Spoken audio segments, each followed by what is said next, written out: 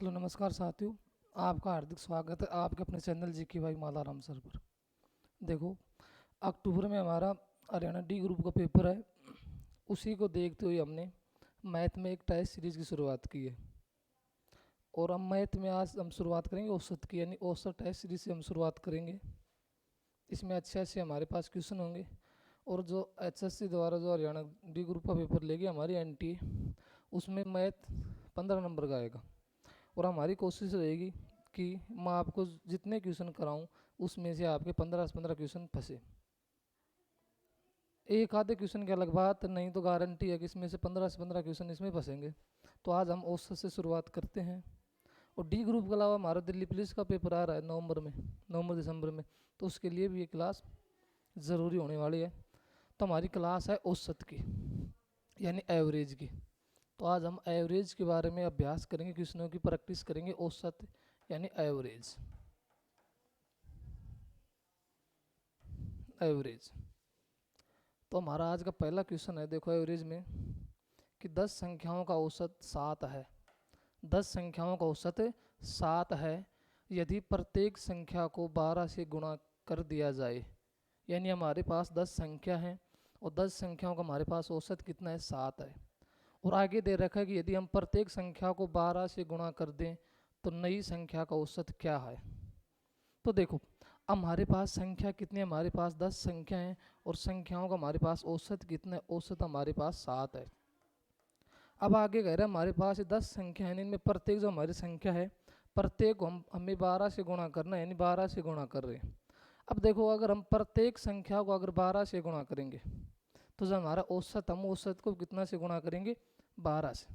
चाहे देखो क्वेश्चन गुणा का है, चाहे प्लस का है, चाहे माइनस का है। जब हम प्रत्येक संख्या को 12 से गुणा करेंगे तो जो हमारे पास पुराना औसत है उसको भी हम 12 से जब गुणा करेंगे तो हमें नया औसत प्राप्त होगा। जैसे हमारे पास औसत कितना है, 7 है। प्रत्येक संख्या को हम 12 से गुणा कर रहे हैं तो हम औसत को भी किससे गुणा करेंगे, 12 से। और 12 को जब 7 से गुणा करेंगे कितना बनेगा, 84। तो हमारा नया औसत कितना बनेगा, 84। 84 हमारा ऑप्शन कौन सा, डी। तो डी ऑप्शन हमारा ठीक होगा। तो जब भी हम प्रत्येक संख्याओं का अगर 12 से गुणा करते हैं तो औसत को भी कितना से गुणा करेंगे, 12 से। अब हमारा औसत 7 है, 7 को 12 से जब गुणा करेंगे कितना बनेगा, 84। 84 हमारा ऑप्शन है डी। अगला हमारा क्वेश्चन है क्वेश्चन नंबर 2। क्वेश्चन नंबर 2 कि 9 के प्रथम 200 गुणज का औसत क्या है। हमें बताना है कि हमारे पास संख्या है 9 और 9 के हमें बताने प्रथम 200 गुणज का औसत, यानी एवरेज ऑफ 200 मल्टीप्लाई ऑफ 9। तो देखो, सबसे पहले हमें पता होना चाहिए कि 9 के 200 गुणज कौन कौन से होते हैं। तो जब भी हम बात करें 9 के प्रथम 200 गुणज, और गुणजों का भी हम सबसे पहले करेंगे योग। 200 गुणजों का योग। जब भी हमारे पास गुणज का क्वेश्चन आए तो सबसे पहले हमें क्या करना है, गुणजों का योग। अब 9 का पहला गुणज हमारे पास कितना होता है, 9। दूसरा हमारे पास कितना बनेगा, 18। और इनका हमें योग करना है तो 9 + 18। तीसरा हमारे पास बनता है 27। इसी तरह से देखो, पहला हमारा बनेगा 9 को 1 से गुणा करेंगे 9, 9 को 2 से करेंगे 18, 9 को 3 से करेंगे 27। लास्ट हमारा गुणज कितना है, 200। और 200 को जब 9 से करेंगे तो हमारा लास्ट कितना बनेगा, लास्ट गुणज का योग बनेगा 1800। इसके बाद हमें इसमें कॉमन देखना है, कॉमन हमारे पास कितना है, 9। तो हम 9 को बाहर निकालेंगे, हमारा बचेगा 1, यहाँ 2 बचेगा और यहाँ 3, और यहाँ कितना बचेगा, हमारा बचेगा 200। अब देखो, बाहर हमारा 9, अंदर हमारी सीरीज चल रही 1 + 2 + 3 + 200 तक। अब देखो, 1 से संख्या शुरू है और 200 तक है, तो लगातार क्रमागत संख्या, और संख्या हमारी कैसी है, हमारी प्राकृत संख्या है। यानी हमें 1 से लेकर 200 तक प्राकृत संख्याओं का निकालना औसत। अब हमारे पास बाहर 9 है, प्राकृत संख्याओं का हमारे पास सूत्र होता है n + 1/2। n + 1/2, और n का मान कितना है, अंतिम संख्या हमारी कितनी है, 200। तो 200 + 1 और बटे 2, तो ये हमारे पास बनेगा 9 इंटू 200 में हम 1 जोड़ेंगे, हमारा बनेगा 201 और बटे 2। जब 2 से इसको काटेंगे हमारा बनेगा 100.5। और 9 को गुणा हमें करना है 100.5 से, तो हमारा बनेगा 9 पंजू 45 और 9 एकम 9, यानी हमारे पास औसत कितना बनेगा 904.5, 904.5। अगला हमारा क्वेश्चन है क्वेश्चन नंबर 3 कि 6 परीक्षणों का माध्य हमारे पास 6 है, यानी हमारे पास कोई 6 संख्याएं हैं, 6 ऑब्जर्वेशन है, 6 परीक्षण है, उनका मीन हमारे पास 6 है। यदि हम प्रत्येक परीक्षण में 2 बढ़ा दें यानी प्रत्येक संख्या में हम 2 बढ़ा दें तो नया माध्य क्या है। अब देखो हमारे पास परीक्षण कितने हैं, हमारे पास ऑब्जर्वेशन कितने 6 हैं, और 6 का हमारे पास माध्य भी कितना है 6। उसके बाद कह रहा है कि यदि हम प्रत्येक परीक्षण में हम 2 बढ़ा दें, यानी प्रत्येक ऑब्जर्वेशन में हम 2 बढ़ा दें तो नया माध्य क्या है। देखो वही केस आया, हम प्रत्येक ऑब्जर्वेशन में प्रत्येक संख्या में 2 बढ़ा रहे हैं, तो जो हमारा औसत है उसमें हमें कितना बढ़ाना पड़ेगा 2। जैसे हम हमारे औसत में माध्य में 2 बढ़ाएंगे हमें नया माध्य या नया औसत मिलेगा। तो देखो अब हमारे पास शुरुआत में माध्य कितना है 6 है, और प्रत्येक संख्या में अगर 2 बढ़ा रहा है तो हमें माध्य में 2 बढ़ाना पड़ेगा, तो 6 + 2 कितना बनेगा हमारा 8, तो नया माध्य हमारा कितना होगा 8। तो जब भी प्रत्येक संख्या को यह 2 से 2 बढ़ा रहा है प्रत्येक संख्या में, तो हमारे पास जो माध्य है, माध्य में जब हम 2 बढ़ाएंगे तो हमें नया माध्य मिलेगा। हमारा माध्य कितना है 6, और 6 में हम 2 को बढ़ाएंगे हमारा कितना आएगा 8, 8 हमारा ऑप्शन ए, तो ऑप्शन ए हमारा होगा ठीक। अगला हमारे पास क्वेश्चन है कि यदि 10 संख्याओं का औसत 60 है, हमारे पास 10 संख्या है और 10 संख्याओं का हमारे पास एवरेज 60 है, और प्रत्येक संख्या में 5 की कमी होती है, यानी हमारे पास जो 10 संख्या है प्रत्येक संख्या में हमें कितने की कमी करनी है, हमें 5 की कमी करनी है, तो नया औसत क्या है। वही रूल है, संख्या कितनी है 10 संख्या है, और अगर प्रत्येक संख्या में 5 की कमी हो रही है, प्रत्येक संख्या में 5 का डिक्रीमेंट हो रहा है, तो जो हमारे पास एवरेज है एवरेज में भी कितने का डिक्रीमेंट होगा 5 का। अब हमारे पास एवरेज कितना है, एवरेज हमारे पास 60 है, कमी कितने की है 5 की, तो 60 में से हम 5 को माइनस करेंगे तो हमारा नया माध्य कितना होगा 55 होगा। 55 कौन सा ऑप्शन है बी, तो बी ऑप्शन हमारा ठीक होगा। अगला हमारे पास क्वेश्चन है कि प्रथम 999 प्राकृतिक संख्याओं का औसत, यानी average of first 9099 natural number, यानी हमारे पास प्रथम 999 प्राकृत संख्या है और इनका हमें औसत निकालना है। तो जब भी हमें प्रथम प्राकृत संख्या की बात करें तो हमारे पास औसत होता है n+1/2, n+1/2, यानी n+1/2। n का मतलब हमारे पास संख्या कितनी है, हमारे पास संख्या 999 है, तो n का मान हमारे पास 999 है, तो 999 + 1 और बटे 2। 999 हम 1 जोड़ेंगे तो हमारा बनेगा 1000, और 1000 को हम 2 से काटेंगे तो कितनी बार में कटेगा 500 बार में, यानी हमारे पास औसत कितना बनेगा, औसत हमारे पास 500 बनेगा, और 500 हमारा कौन सा ऑप्शन है, हमारा ऑप्शन ए, तो ए ऑप्शन हमारा क्या होगा ठीक होगा। तो जब भी प्रथम प्राकृत संख्या की बात करें तो हमारे पास सूत्र होता है n+1/2, इससे हर क्वेश्चन सॉल्व होगा। तो प्रथम 999 हमारे पास संख्या है, इनका औसत हमारे पास कितना बनेगा 500। अगला हमारे पास क्वेश्चन, अगला हमारा क्वेश्चन इस प्रकार है कि देखो प्रथम, ये मिस प्रिंट है भाई, प्रथम 499 पूर्ण संख्याओं का औसत, पूर्ण संख्याओं का औसत, ठीक, ये मिस प्रिंट है। हमारे पास है क्वेश्चन प्रथम 499 पूर्ण संख्याओं का औसत। हमारे पास प्रथम 499 संख्या, और संख्या भी कैसी है पूर्ण, और पूर्ण संख्या का हमें औसत निकालना है। तो जब भी हमारे पास पूर्ण संख्या की बात करें, प्रथम पूर्ण संख्याओं का औसत, हमारे पास फॉर्मूला होता है n × n-1/2n। तो देखो जब हम n से अगर n को कैंसिल करें हमारे पास बनता है n-1/2, n-1/2, या तो हम इसको याद रखें या हम इस तरह से भी कर सकते हैं कि प्राकृत में हम n में एक प्लस करते हैं, उसके बाद 2 से भाग देते हैं। जब पूर्ण की बात आए तो हमें n में से एक माइनस करना है, बटे कितना करना है 2।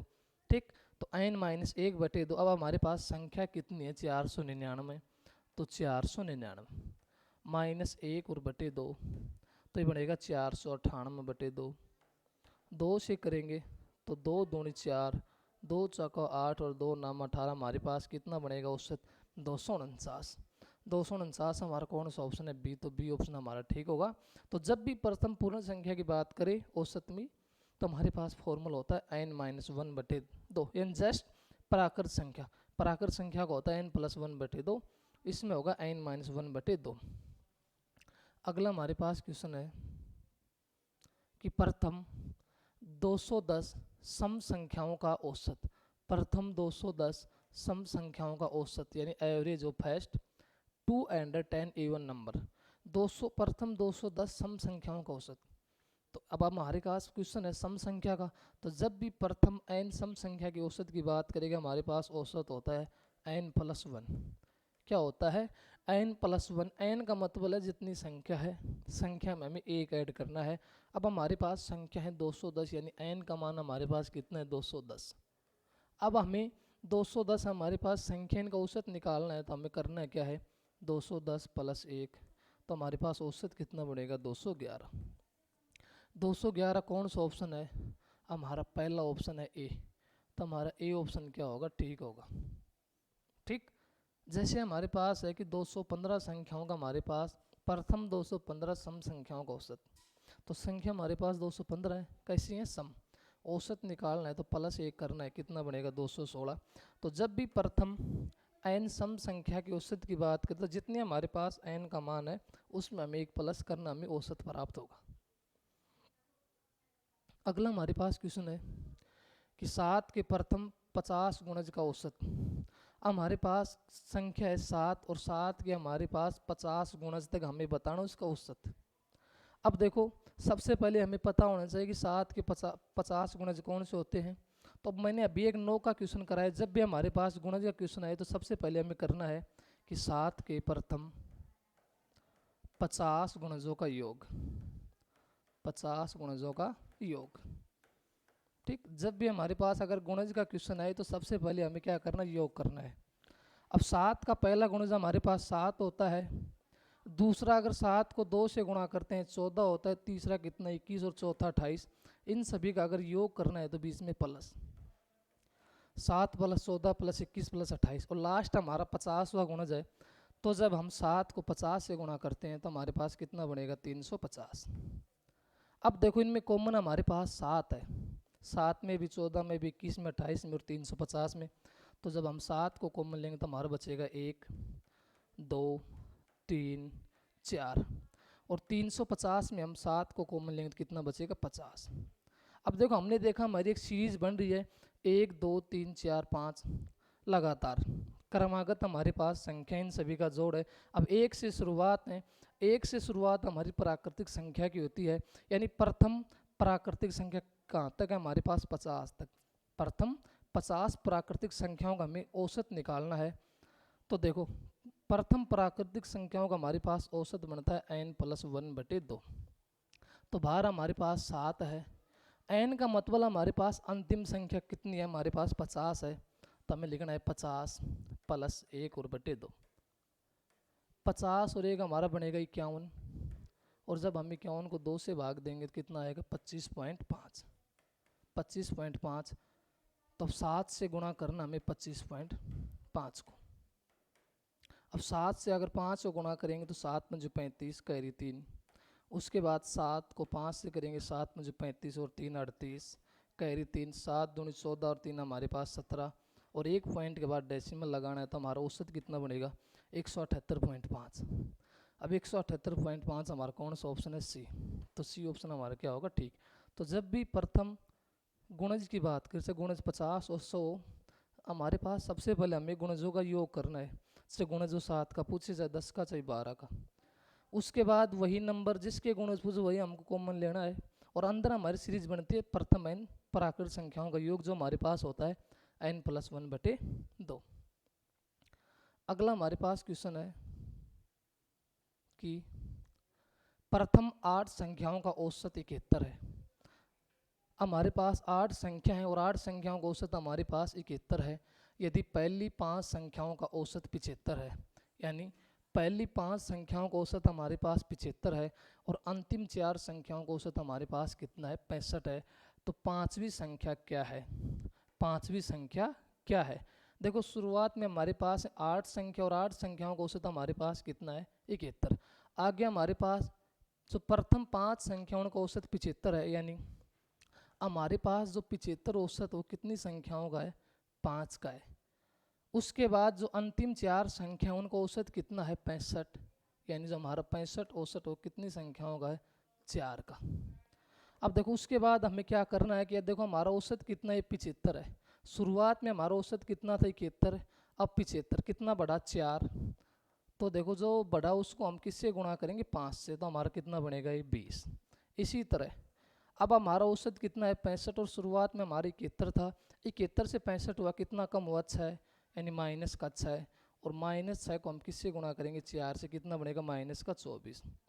अब देखो उसके बाद हमें करना है क्या, हमारे पास 20 और माइनस 24 है, इनका अंतर देखना है। तो 20 और माइनस 24 का अंतर कितना होता है, माइनस का 4, माइनस का 4। तो जो भी हमसे संख्या पूछ रहा है वो संख्या कितनी कम हो रही है, वो संख्या हमारी -4 कम हो रही है। और संख्या किससे निकलेगी, हमारे पास शुरुआत में औसत कितना है, हमारे पास 71 है, 71 में हमें कितना कम करना है, 4, तो हमारा कितना बनेगा, 67। यानी हमारी जो पांचवी संख्या होगी वो कितना बनेगी, 67। पांचवी संख्या कितना होगी, 67, और 67 हमारा कौन सा ऑप्शन है, सी। तो सी ऑप्शन हमारा ठीक होगा। देखो दोबारा से अगर इस क्वेश्चन को देखें, सबसे पहले जो हमारे पास पहली 5 संख्याओं का औसत कितना है, 75, यानी हमारा औसत 75 है, कितनी संख्याओं का, 5 संख्याओं का। उसके बाद हमें लिखना है कि अंतिम हमारे पास 4 संख्याओं का औसत कितना है, 65, यानी जो हमारे पास 65 औसत हो कितनी संख्याओं का, 4 का। पहले केस में हमें देखना है कि हमारा औसत कितना ज़्यादा या कम है, तो हमारा औसत 75 है, जो कि 71 से कितना ज़्यादा है, 4। तो जो 4 ज़्यादा है, 5 को हम 4 से गुणा करेंगे, हमें कितना प्राप्त होगा, 20। इसी तरह अगले केस में हमारे पास औसत 65 है, जो कि 71 से कितना कम, अच्छा है, तो कम है तो हमने लिख लिया माइनस का 6, और इसको 4 से गुणा करेंगे, माइनस का 24। उसके बाद दोनों संख्याओं में हमें अंतर देखना है, दोनों संख्याओं में हमारे पास अंतर -4 है। अब जो भी हमें संख्या पूछना है, पांचवी संख्या, तो जो हमारे पास शुरुआत में औसत उसमें से 4 को माइनस करना है। तो 71 में जब हम 4 को माइनस करेंगे, हमारे पास पांचवी संख्या कितनी बनेगी, 67, और 67 हमारा ऑप्शन है सी। तो सी ऑप्शन हमारा राइट होगा। अगला हमारा क्वेश्चन है कि लगातार 3 संख्याओं का औसत पहली संख्या के 1/3 से 15 अधिक है। यानी हमारे पास लगातार कोई 3 संख्या है और 3 संख्याओं का हमारे पास जो औसत वो बराबर है किसके, जो हमारे पास पहली संख्या है, पहली संख्या के 1/3, 1/3 का मतलब है पहली संख्या का 1/3, और उससे भी कितना अधिक है, 15 अधिक है। सबसे बड़ी संख्या क्या है? तो देखो सबसे पहले जब हम लगातार 3 संख्याओं की बात करते हैं, लगातार 3 संख्या, लगातार 3 संख्या, तो जैसे सबसे पहले हमने पहली संख्या अगर x माना तो अगली हमारे पास बनेगी x + 1, और उससे अगली x + 2। 4 की बात करता तो x + 3, और 5 की बात करता x + 4। तो हमारी पहली संख्या x है, लगातार की बात कर रहे हैं तो अगली x + 1 और उससे अगली x + 2। तो 3 संख्या हमारे पास है, 3 का हम औसत निकालेंगे। जब भी हम औसत की बात करते हैं, ऊपर संख्याओं का हमें योग करना है, तो हमारे पास पहली संख्या है x प्लस, अगली हमारे पास x + 1 और उससे अगली x + 2। संख्या हमारे पास कितनी है, संख्या हमारे पास 3 है, तो 3 से इसको क्या करेंगे, डिवाइड। ये हमारे पास औसत होता है कि हमारे पास 3 संख्याएं, तीनों का हमने ऊपर योग किया और नीचे 3 से भाग कर। ये बराबर किसके है, जो हमारे पास पहली संख्या उसका 1/3। तो पहली संख्या हमारी क्या है, x, और इसका 1/3, यानी इसको 1/3 से गुणा करेंगे तो कितना बनेगी, x/3, और इससे भी कितना अधिक है, 15, तो प्लस 15। उसके बाद देखो x कितनी बार है, 1, 2 और 3 बार, तो हमने लिख लिया 3x। 2 और 1 कितना बनेगा, +3, और नीचे हमारा 3। इधर देखो 15 नीचे जब 1 लेंगे तो हमारा एलसीएम बनेगा 3। अब 3 को अगर 3 से करेंगे तो 1 यानी x, और 1 को 3 पर करेंगे 3 और 15 दिया 45, 3 से 3 हमारा कैंसिल। अब हमारे पास बचा 3x प्लस 3 बराबर x प्लस 45, 3x प्लस 3 बराबर x प्लस 45, 3x प्लस 3 बराबर x प्लस 45। अब x को अगर x की साइड ले जाएंगे तो x ये प्लस का उस साइड जाएगा माइनस का, तो 3 में से एक x को माइनस करेंगे कितना बचेगा 2x। इसी तरह 3 को 45 की साइड लाएंगे तो माइनस का बनेगा, तो 45 में 3 42, और 2 से इसको काटेंगे कितना बनेगा 21। x का मान हमारे पास 21 आया। अब हमें निकालना है सबसे बड़ी संख्या। सबसे बड़ी संख्या हमारे पास क्या है x प्लस 2, x प्लस 2, और x का मान हमारे पास 21, तो 21 प्लस 2 कितना बनेगा ये 23, तो 23 इसका क्या होगा राइट आंसर, जो कि ऑप्शन कौन सा है सी, तो सी ऑप्शन हमारा ठीक होगा। तो आज क्लास हमारी यहीं तक रहेगी, और मैं आशा करता हूँ कि आपको सभी क्वेश्चन अच्छे लगेंगे, और आप चैनल को ज़्यादा से ज़्यादा लाइक शेयर सब्सक्राइब करें। धन्यवाद।